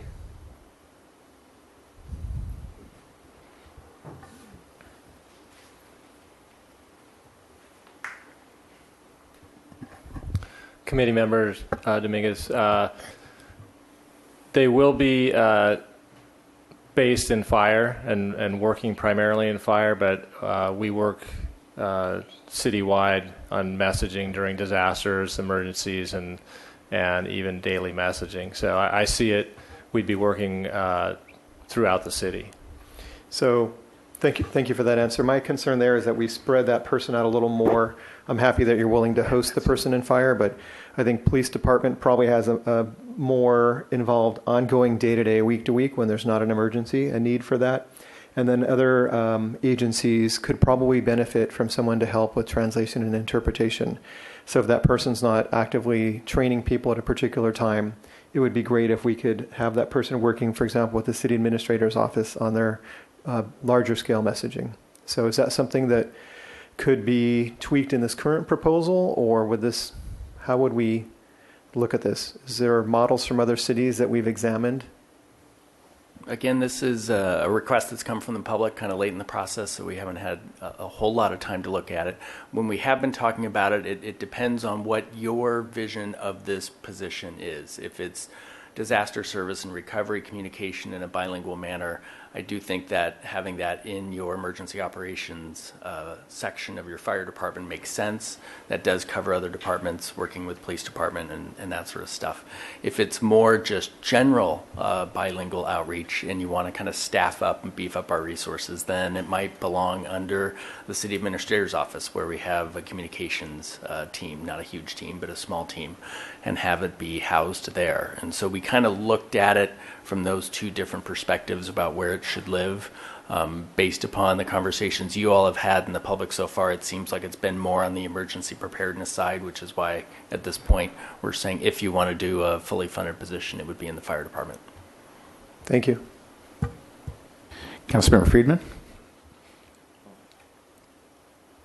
I was going to make a motion, but if you want to. Well, I guess, now that I did not realize we had council at 2:30, so we have a little more time. So the stress of the moment is past a little bit. So just going through the list, what you're telling, to make sure I'm hearing this correctly, for the city attorney's offices, even though it's defined as an ongoing expense, because it is, you're adding staff, you're proposing that you're going to use one-time revenues to pay for that for a year and then just have to reevaluate in the future.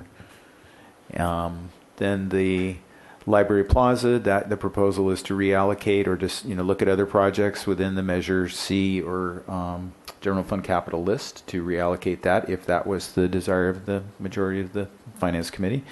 I guess maybe we can come back to that.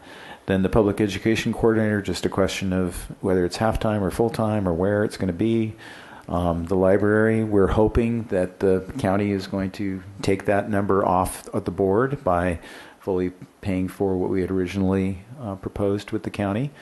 And then the loss of revenue, that is an ongoing issue that remains to be seen, and you're proposing that you're just going to have to look at that on a month-to-month basis in the next fiscal year and address that. It's not an actual change to the budget right now. No, actually, Committee Member Hart, we are proposing to lower our estimates next year, and we'd essentially be out of balance, and we would be proposing using reserves, the Economic Contingency Reserve, what it's for, to cover that shortfall. And then we would have to deal with that structural problem in FY20. So you'd be asking us to adopt a budget that does not fully funded reserves this year. Right. That's correct. And again, we said that before. We mentioned that that's a potential that if, depending on the impacts we're seeing, that we would have to look to those reserves next year because it's too hard to respond in short order. It doesn't necessarily mean we're going to be using policy reserves because we may end the year this year with reserves above policy because of the mutual aid activity we've had. I don't know yet, but we think there's a possibility that we would still, even with this proposal, have our reserves intact. Okay, so what does that mean for this budget cycle? It means that, so our proposal would be using reserves next year to cover that shortfall of revenues, the Economic Contingency Reserve. It may or may not mean the use of policy reserves. That use of reserves may come from reserves above policy, is what I'm saying. We just don't know that for sure yet. So we're being asked to vote on a budget that does not fully fund reserves, but the possibility exists that that will not happen because we'll have unanticipated revenue from mutual aid that would mean that the reserves are fully funded. That's correct. Okay. Why couldn't we just assume that the mutual aid funding is going to come in and vote to have a fully funded reserve budget and then adjust accordingly if that didn't happen? So we close the books in August, September. We won't know the final numbers until September or October in terms of where we end the year. A lot of moving parts of the revenues. We don't know the rest of the months for TOT, what that's going to look like. We do know mutual aid, have a pretty good estimate of that. We don't know what expenditure savings from salaries are going to be. There's just a lot of moving parts to where we end the year, how much we're going to need to cover next year's growth in budget and reserve requirements. So, I can give you a ballpark, but I couldn't be sure. I think we're going to be okay and end up not having to use policy reserves to cover that revenue shortfall. I just can't be sure for sure. I can't tell you that that's true for sure. Okay, and then continuing down the economic development strategic plan, we talked about that. Visit Santa Barbara, we talked about that. The amount from parks for street trees, the $95,000, was that absorbed within the Parks Department budget, or is that additional on top of this? Mr. Chair, I believe you brought that up in the context of Measure C and the streets funding. And did we want to add planting of trees as part of the streets capital program? And so I believe that's where the question came from, and we're looking for direction if you want us to include that in the Measure C streets capital. It either could be absorbed and just say that's an added cost that goes into that program and absorb it and do, $95,000 less of pavement work, or make some other priority choice in that regard. And that's not on this list because it wasn't clear whether it should be on this list? Correct. Okay. But that's why we brought it back, though, and responded to you and looking for guidance on that. All right, well, it's to the committee. And do we want to look at do we want to get into the reallocating of the Measure C and general fund capital projects to look at that? Do you want to put those up on the board and take a look at, see if there are things that make sense? Is there anything that staff would recommend that there's a way to squeeze in the $500,000 for the library plaza? Boy, you know, I have not had a chance to talk to my department heads about that to give you kind of a unified thought on that. It's hard because they're all priority projects. And so it does kind of come down to a policy choice on your end as well as what those priorities are. A couple things stand out to me, and they might be on the other list, Brandon, if you could.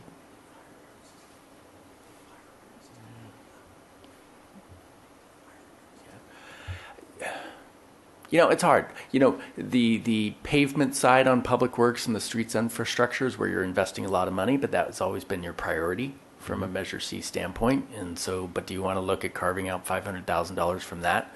We could come with a recommendation for you about where that would come from on Wednesday night if that was a priority. Another one, the Louise Lowry Davis Center renovation. It's a priority. It's designed. It's ready to go. It's also one of the city assets that I think we're going to look at for the police department location. Don't know where that conversation is going to go. That's going to happen over the next 4 to 6 months. Internally, I'm going to hold off spending the money on the renovation until we know what's happening at Louise Lowry Davis Center. So, I mean, that's another one. And then you can see all the facility maintenance and renewal projects down at the bottom, but those have been priorities for us to get to. So it's just, it's hard for me. If you can give me a little guidance about some stuff to look at, and then I could go and talk to my department heads as well and bring back a recommendation on Wednesday night. If the decision is, yes, Library Plaza is important and we want to fund it, go find a way. Okay. Councilmember Friedman? Well, for the plaza, I think given we've heard from the foundation and the discussion we've had, and that the Louise Lowry Davis Center, that's currently under consideration for the police station. So I do want to go forward with the plaza project. I do support that, and looking at that potential source, I think would be a good option for now, especially since that money is kind of tied up for foreseeable future for 4 to 6 months. Or if there's a hybrid, we could do of that and another source from Measure C. Sounds like the place. Well, that does sound like the place to start, is with the Louise Lowry Davis Center renovation, given the site questions about the location of the police department. That does not feel like the best way to invest that money, and that's a large enough amount of money to accommodate the Library Plaza, and also have $371,000 additional dollars to reallocate to the general fund, some of the general fund requests, which I guess, you know, if we were looking at the... Mr. Chair, before you go too far on that, this is Measure C capital that we're talking about. Oh, excuse me. Well, there you go. So That's I'm not sure we help. want to do that. Yep, thank you. You know, let us look at that and see what we recommend. If Louise Lowry Davis is not chosen as the site of the police department, I do think that's a project we would be interested in trying to finish. So let us see if maybe we want to hold back some of that money to then couple with a project the next fiscal year. Councilmember Dominguez. What's the timing on the site selection?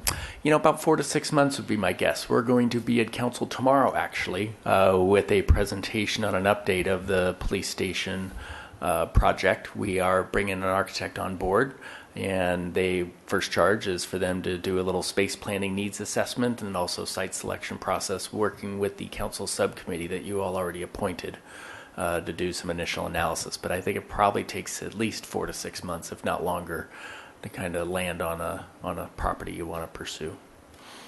And seems like another reason we might want to consider pushing this decision off or make it contingent on our funding assumptions being correct. That would solve many problems. Well, let's see. Can we look at the general fund capital list as well?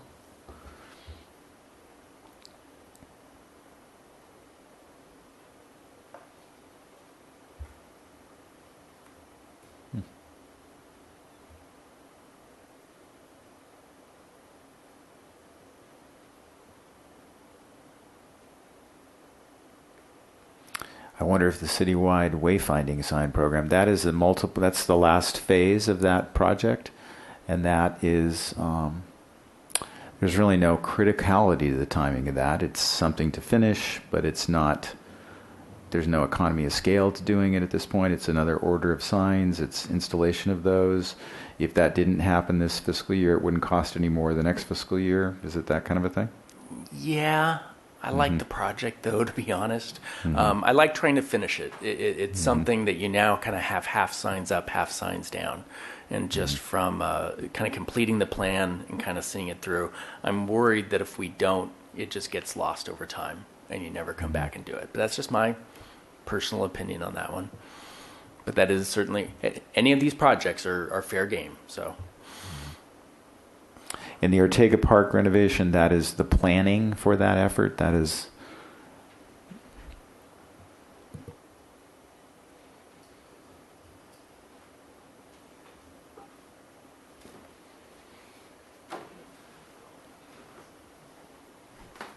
Chair Hart and committee members, yes. As you know, we just initiated the first phase of concept master plan development. In fact, we had our community workshop on Saturday.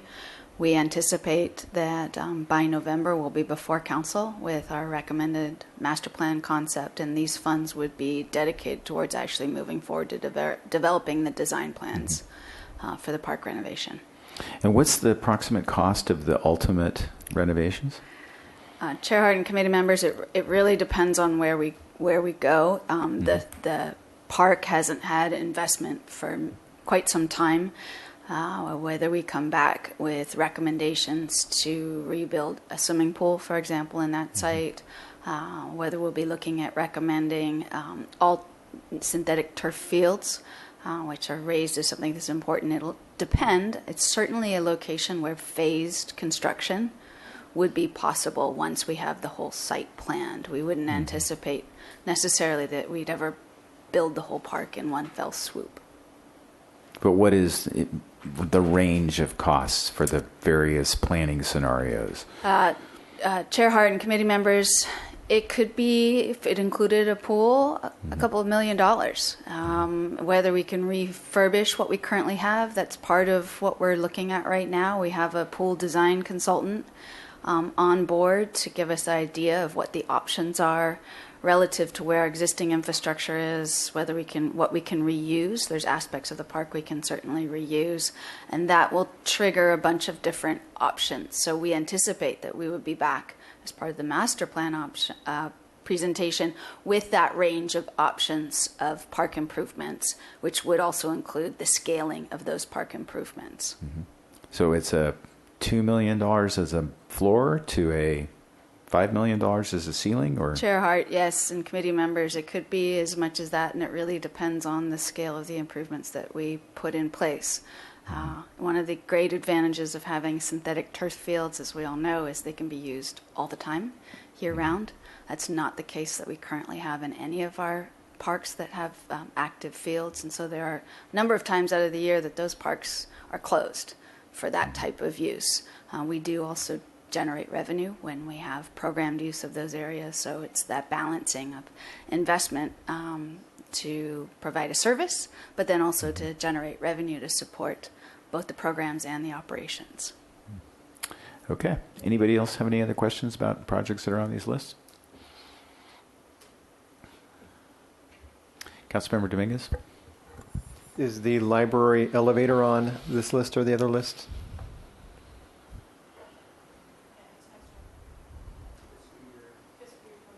Okay. Oh, that's right.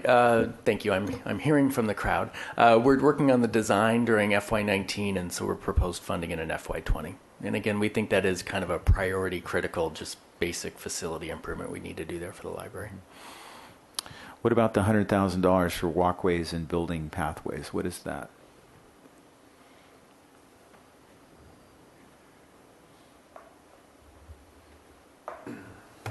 Back. Chair Hart. Yeah, that's an ongoing funding to help support our ADA transition plan. So there's ADA transition plan, which focuses primarily on facilities, buildings, and the walkways and pathways are the walkways surrounding buildings. historically we use that funding to support some parks projects.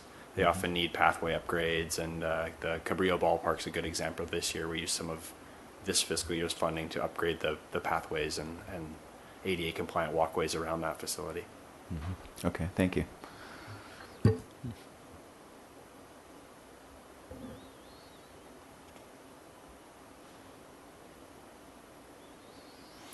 All right, well, this is a dilemma. And I guess, Mr. Chair, I'd like to hear from the committee if finding $500,000 for the library plaza is a priority, and then let us take the next 48 hours to give you some recommendations. We've kind of heard a little bit of your reaction so far. Mm-hmm. Let me huddle with my staff and see if we can come up with something for you.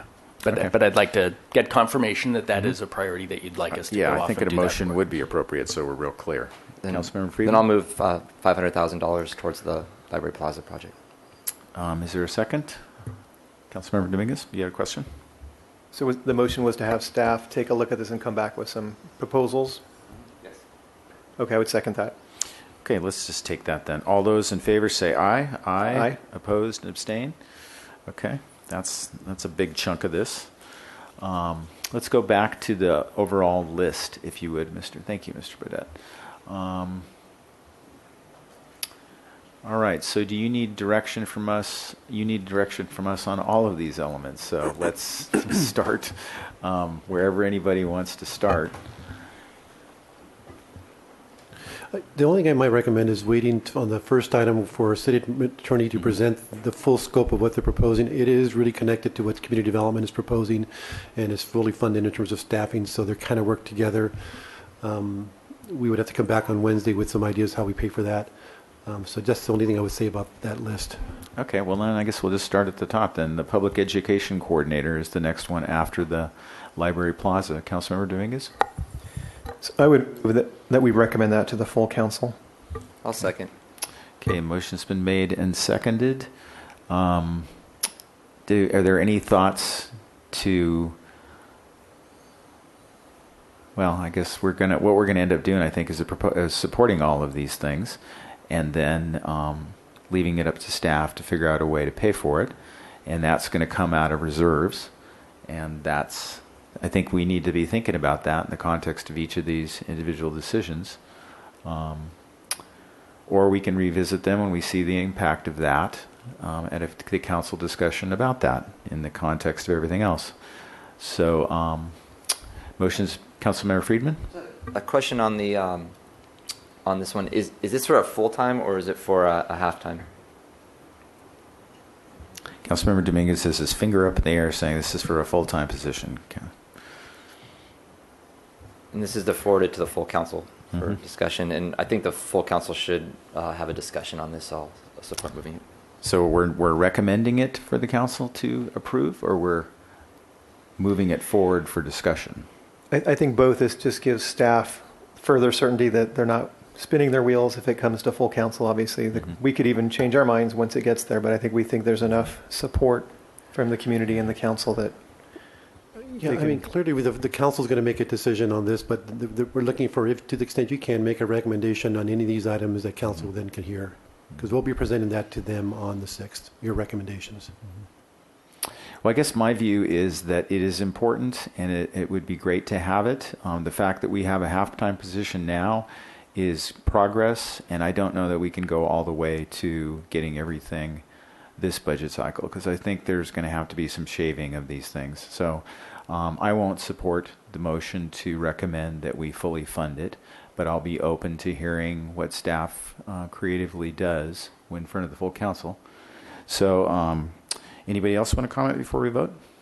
Okay, all those in favor say aye. Aye. Opposed, no. That carries 2-1.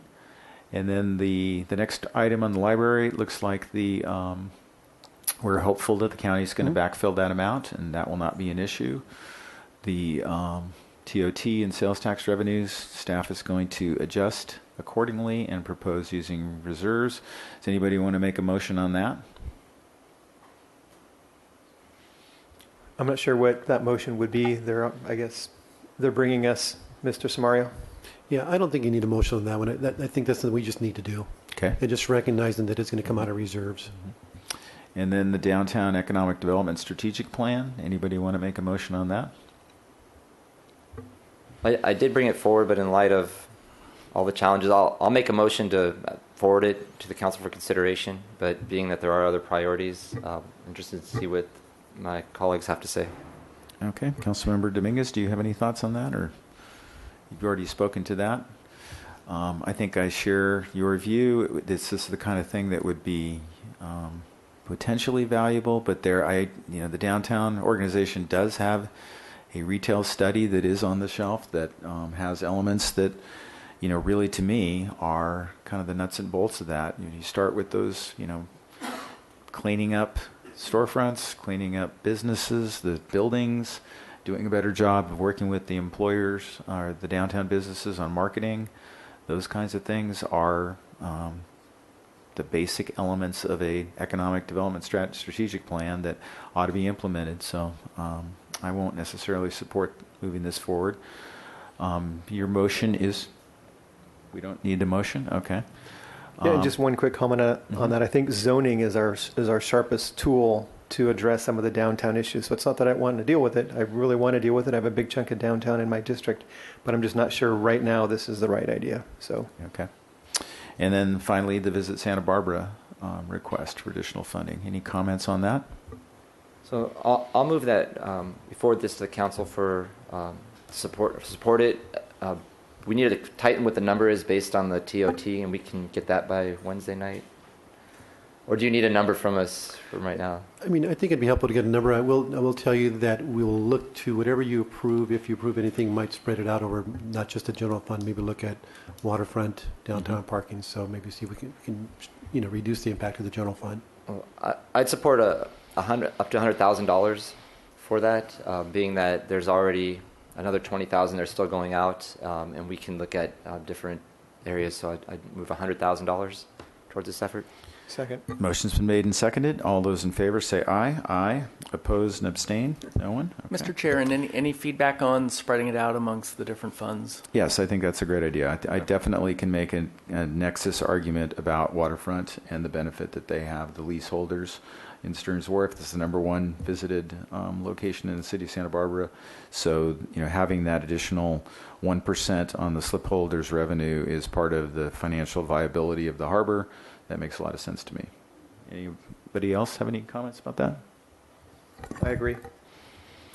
And then there was one little item I think that's hanging out there.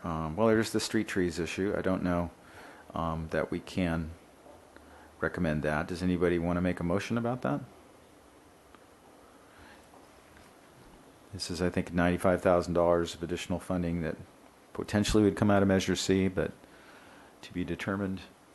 I'm concerned about. I mean, we need to do this. This has been lagging with the drought, but taking the money out of pavement and trying to maintain focus on the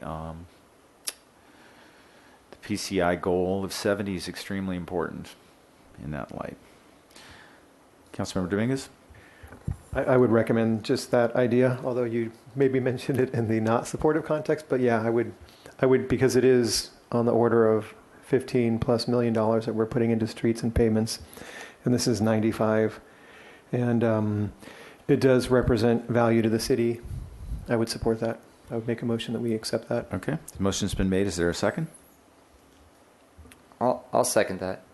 Okay, motion's been made and seconded. All those in favor say aye. Aye. Opposed? No. Matter carries 2-1. And then there is one last item that isn't necessarily a cost element, but it was raised by the Creeks Advisory Committee, and that is a little bit more clarification about street sweeping and revenues and expenditures. I know there's an old memo from Public Works from 2015 that kind of describes how that works. I would like to see staff update that, bring us more current information, explain exactly how the street sweeping revenues are allocated to the Creeks Division, so to make sure that there's real clarity on that, and that would be something that could just come along later as an item, maybe to the Finance Committee or to the Council.